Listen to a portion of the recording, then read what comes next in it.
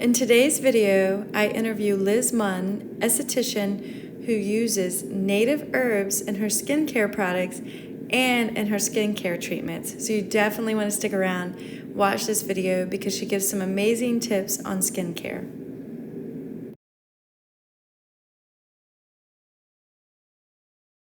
How you doing? I'm good. How are you doing? I'm doing great.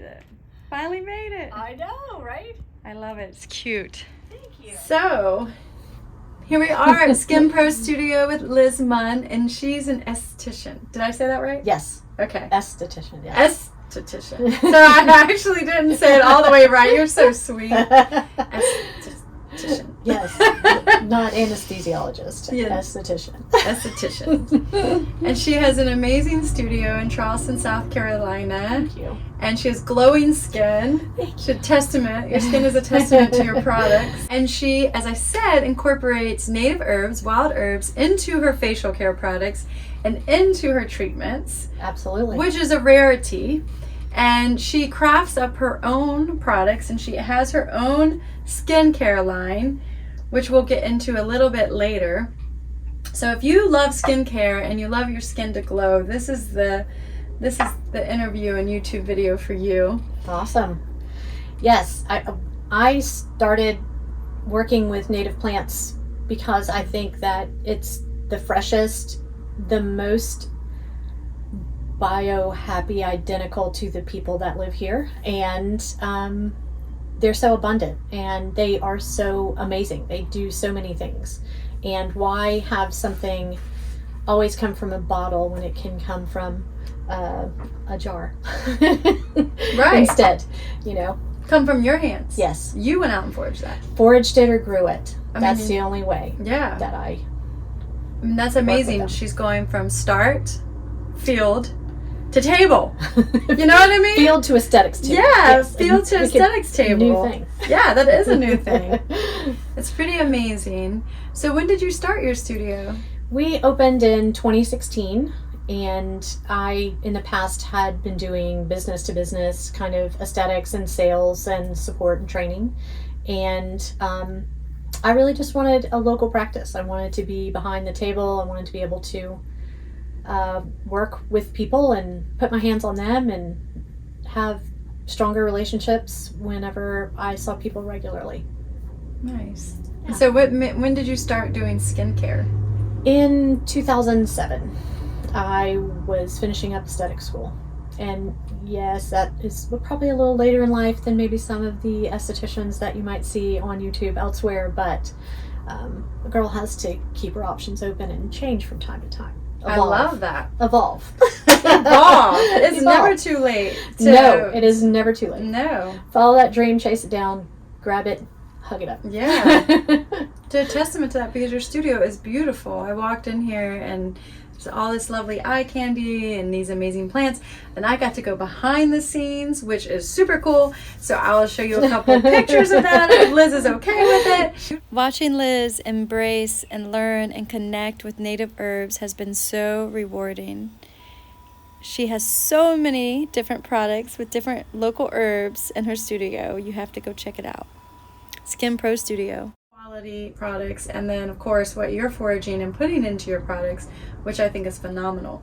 And to be honest, I'm like a little bit of a in the closet wannabe esthetician because I've been like playing around. We'll have formulated something awesome by the end of all of this. Yeah, I've been playing around and dabbling, and I love it. I love skincare. So that's of course like one of the reasons why I'm here, for selfish reasons, but anyhow. Anytime. So you contacted me some time back, and because you're very interested in native plant medicine, and you were asking me some questions, and I told you about Botanical Medicine Movement, which I'm so glad that you joined. Absolutely. I kind of dug you up, so to speak. I went to Sea Island Herbs looking for certain herbs that I was reading about and studying about, and I was like, oh, I need somebody who's like got some native herb knowledge. And they said, oh, what about this lady April? She's really smart. And I said, oh, let me find her. And so then I went on a couple of foraging walks, and then I did the little short class Forage Now class, And that just made me more and more curious. And so I was asking probably medicine making questions. And it was time for me to take the plunge and take the big class. And it was worth every minute and every penny. It was awesome. Oh, thank you. You're Yes. such a good student and asked amazing questions. I mean, by asking such good questions, you made me think deeper about the subject matter or the different plants that you could use for skincare. Because in the course, we do cover a lot of species that are amazing for skincare. Right. You know, better than any herb. Actually, I think you could grow or buy some Yes, of them, you know? No, definitely buy, of course. Yes, definitely buy. Because they're resilient. And so then that transfers to our skin. Yes. But anyhow, so you did an amazing job. And do you want to talk about how working with these native herbs changed your practice a little bit? Absolutely. My practice tends to be the folks who have gone other places and can't sort out some specific problem, or they haven't been able to achieve a result that they're after, and somehow they end up with me.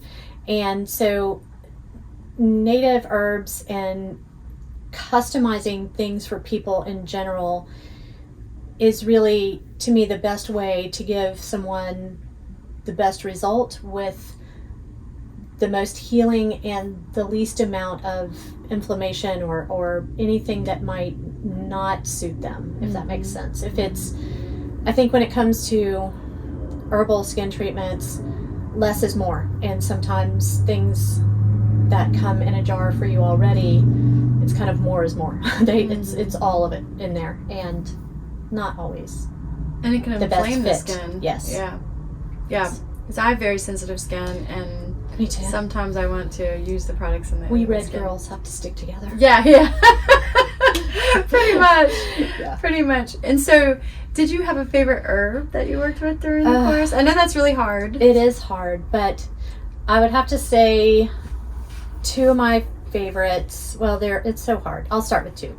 Two of my favorites would be I love resurrection fern. I love it. It's the most magical thing I have ever worked with. Like, who dies and comes back to life? Like, that's what? I need this.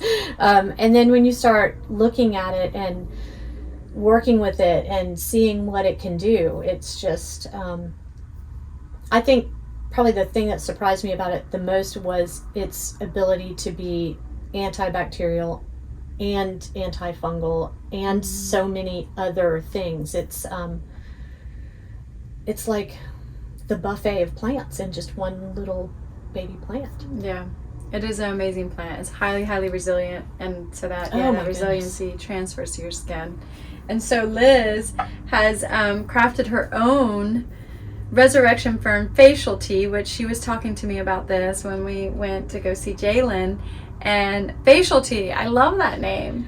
Well, I mean, I love it that kind name. of suits what it is. It's a facial tea, and it's great for your skin. It's so many people use toners and other kinds of astringents when really, why not add something, not that astringents are bad, but why not feed your skin a little bit and maybe address some of those primary skin concerns with something simple like a facial tea versus something that's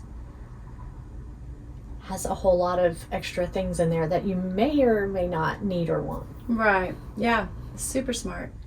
And what do you think about, like, I don't want to go off on a tangent, but like people that have chlorinated water and we have a lot of air pollution, that our skin needs to be fed more? I do. Or just- I think that, the skin is the largest organ of the body. So anything you put on your skin that your skin will accept gets into your body. But you don't have as much risk whenever you're working with herbs on the surface of the skin as you would, say, if you picked up something and drank it or had a tincture or something. It's a little milder exposure, but it's still really awesome. And your skin Right. accepts it and it works with your body. for our viewers, for people watching, what 3 tips would you give them to improve their skin? Just general, simple things, everyday tips. They don't have to go find the resurrection burn. And if you're interested in that, check out we know where you can find some. Yeah. We can help you with that. But just general 3 tips for people. I think the one thing that I see with people a great deal is their skin is over processed, or the natural barrier that the skin produces is damaged. So I would say scrub less. That's what I would say. Less scrubbing. Definitely less scrubbing. I like it. Less scrubbing. Your skin is super duper smart, and it will protect you at all costs. And if you are busy trying to super scrub and you can't understand why it's not going well, your skin wants you to stop. Stop scrubbing. I guess the second tip would be to have a glass of water.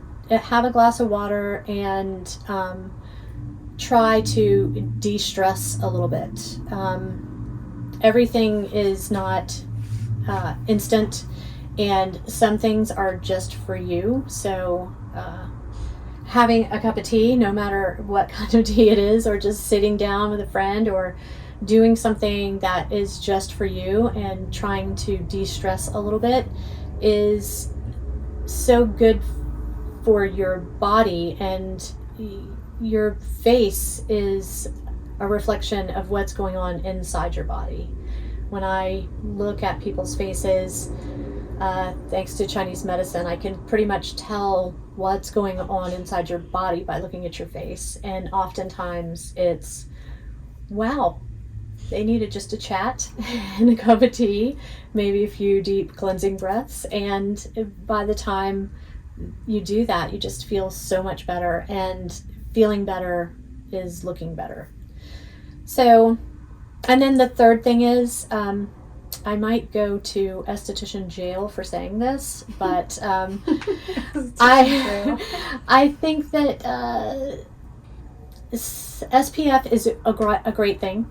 Please do not throw it in the trash when you hear me say those words, but I really think that having some exposure to the sun and just being outside every day is just really good for you. You uptake so many vitamins, and one of those is vitamin happy from being outside.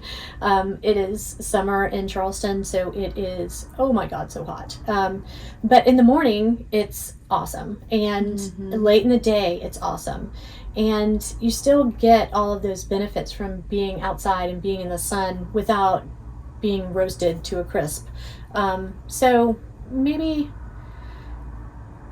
use the sunscreen, but don't feel like you're in big trouble if you go outside for a little bit in the morning or in the evening without it, because I think that being outside and getting some exposure to nature every day really, it makes you happy. We're going back all to the happy. Yeah, we want to be happy. Yes. Be happy, your face will be happy. Yes, yes, definitely. For sure. So those are great recommendations.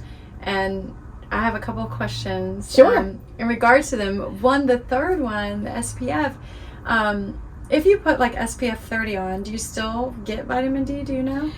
It depends. So SPF comes in 2 flavors. One flavor is mineral SPF, and so that's really a sun block. So it stops the sun's rays from penetrating your skin, which means that your skin's not uptaking the vitamin D.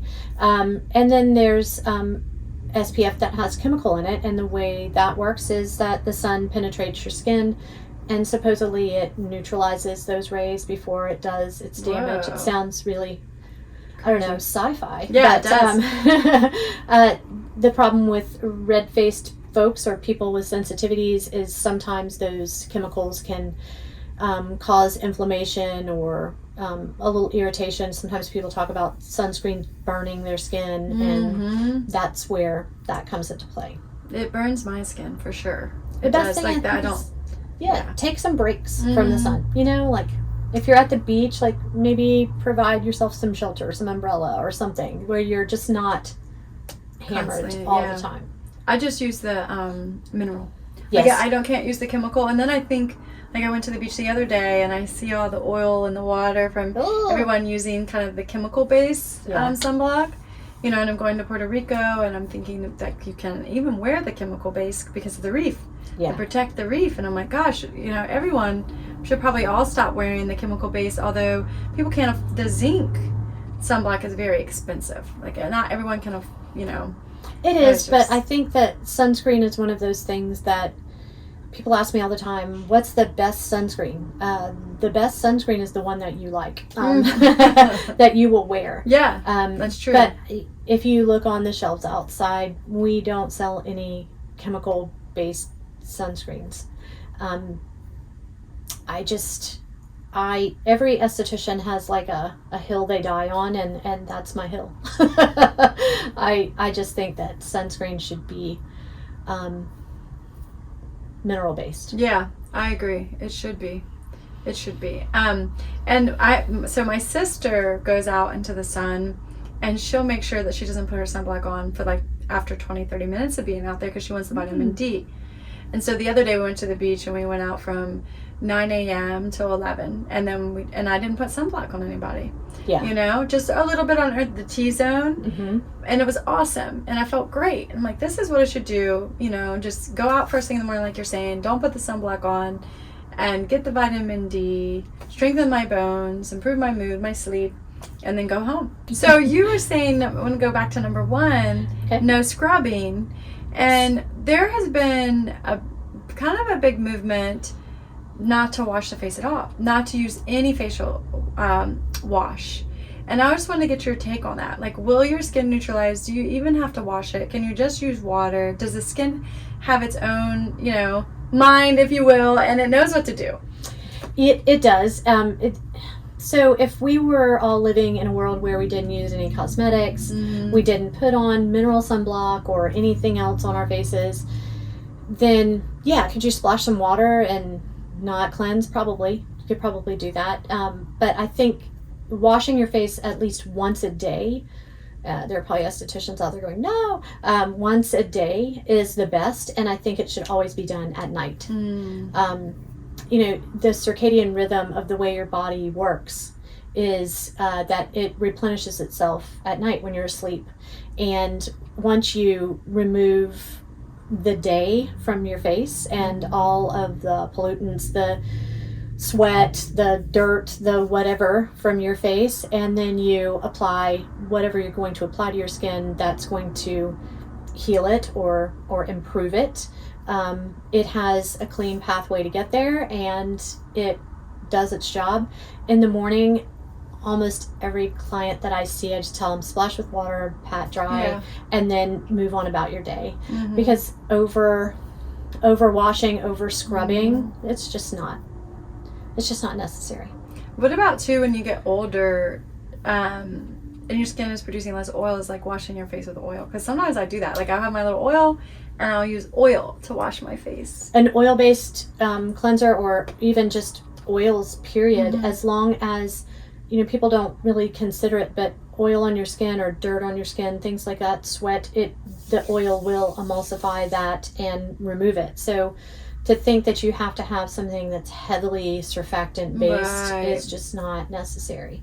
Most of the surfactants that I work with are based from plants already, like coconuts or something else. And so they bubbles and squeaky clean, this emphasis on the squeaky, is not always such a good thing. If you wash your face and it's tight, and when you smile you feel like your eyeballs are going to pop out, this is not good. That's how I used to wash my face. I used to wash my face and it'd be super tight. I had like a facial cleanser, and then I just kind of stopped, and then I would use oil, and I just kind of, or aloe, you know, just straight from the leaf. But that does make a big mess, and so I have to keep it in a cup, and then it will dye things purple. It's the effort involved. It is the effort, but it works great. You know, it works great. see people clutching their aloe plant, running off to their plane for vacation. Gotta take my cleanser. Is this a carry-on? Yeah, right? Yeah. That's hilarious. Oh, man. Thank you for those 3 tips. Those are great. And Absolutely. I'm so glad that I got to come to the studio and Me check too. it out. Is there anything else that you want to say about skincare or using native herbs? I mean, I think if you can try to always learn something, try to always learn about something. Yeah. I think if you keep an open mind about plants or about anything else, you just keep your mind open and always try to surround yourself with people that know things that you don't know, then we would all be so much happier, smarter, and you learn things by accident sometimes as long as you're trying to do that. Definitely. How can people find you? Online, Okay. skinprostudio.com. Then it's all the magic is right there. Well, definitely take the time to Google Skin Pro Studio. And if you're in the Charleston area, I highly recommend you come to Skin Pro Studio. It's in West Ashley. It's super easy to get to. Yeah, you have to come meet Liz. She's awesome. Of course, you're so awesome and sweet, and her products are amazing. So if you have any skincare issues or you just want to improve the vitality of your skin, I highly recommend coming here. And yeah, Great. I appreciate your time. You are so welcome. Thank you. Yay! Yay! Cheers! Yay! Mulberry.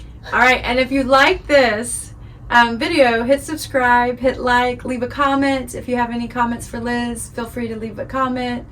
And I will answer them. see you next time. She'll answer them, which will be super cool. And we'll see you next time. Bye.